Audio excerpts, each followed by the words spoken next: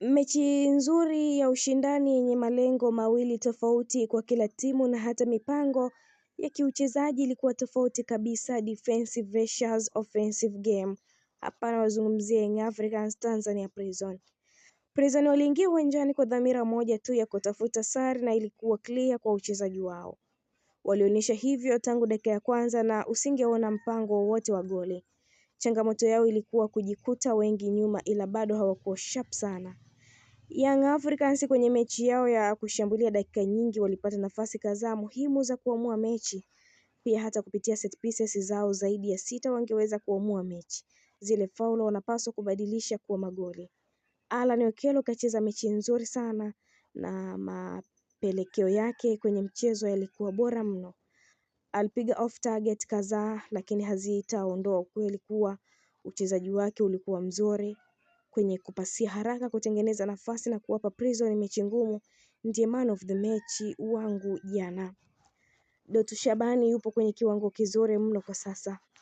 Utulivu akiwa na mpira mguuni imekuwa silaha yake bora na uwezo wa kuongoza unazidi kuimarika. Juke Abuya anafanya kazi yake ya kitume sana pale katikati ya Yanga na ana utulivu mkubwa kwenye kupora mpira tena bila ya kutumia nguvu kubwa. Salum Kimenya alikuwa kwenye prime yake. Alizuia vyema kwenye eneo lake na licha ya timu yake kuwa kwenye moja ya kuzuia, zaidi alijaribu kuisogeza juu kama kawaida. Nilipenda ari yake. Ile njaa ya Bakari Mwamnyeto unaweza kuiona mara chache na kwa wachezaji wachache. Alikuwa anafanya kila kitu kizuri kwenye eneo lake na kuna muda alisogea kushambulia. Namfurahia Lambati Sabianka, alikuwa kila kitu kwenye kiungo na utulivu wake ulikuwa super. Pasi zake na nguvu ya kuwania mpira was light. Djigui Diarra alikuwa mapumzikoni dakika nyingi mno. Kama Prison wangepata goli labda ilikuwa Yanga wajifunge na maajabu mengine ya mpira. Art of defending, this art of attacking, Wassalam. Na huyu ni Nazareth Upete mchambuzi akizungumza hivyo. Malkia wa soka hapa, endelea kusalia nasi, usahau kulike, kushare, kucomment pamoja na kusubscribe channel yetu. Mimi ni Queen kwa wakati mwingine, kwa heri na uwe na wakati mwema, endelea kusalia nasi mpaka wakati mwingine. Alama 3 kapuni kwa Young Africans.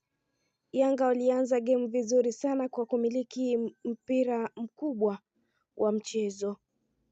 Walimiliki pakubwa sana lakini walikosa uhatari kwenye boksi la Prison. Kivipi? Bila mpira Prison wanazuia wakiwa na idadi kubwa ya wachezaji, maana yake ngumu kwa Young Africans kupata nafasi eneo la ndani. Waliwalazimisha Yanga kushambulia eneo la pembeni zaidi na hawakutoa nafasi kwa wingers wa Yanga kutengeneza 1v1 rahisi kwao kukabiliana na mashambulizi. Walihakikisha wanashinda mipambano yao vizuri kwenye boksi lao. Air juice na ground juice na the second balls walikuwa wa kwanza kucheza. Maana yake Yanga walihitaji mchezaji mmoja atakayefanya vizuri vitu vitokee. Hakuna kitu kingine ambacho Prison wangekifanya zaidi ya hapo. Walijitoa sana kiwanjani.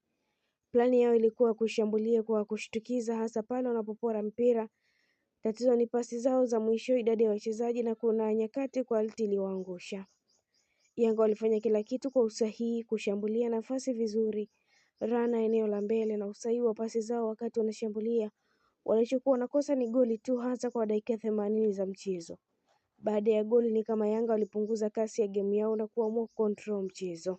Notes. Prison walikuwa na muundo mzuri wa kuzuia 4-5-1. Yanga walihitaji moments na kushambulia vizuri box la Prison kwa kuwa na idadi kubwa ya wachezaji. Baka amecheza game bora sana. Nafikiri Yanga walihitaji washambuliaji wawili mapema tu kwenye huo mchezo kutokana na aina ya game ya Prison. Juke Max na Mudathir kwenye kuitoa timu chini. Dribble wazuri zeni, wasipokuwa na mpira wanaweka pressure vizuri sana. Prison 0 Young Africans 1. Uchambuzi na Kelvin Bryson. Malkia wa soka, endelea kusalia nasi, usahau kulike, kushare, kucomment pamoja na kusubscribe channel yetu. Mimi ni Queen Liz, mwingine kwa heri na uwe na wakati mwema.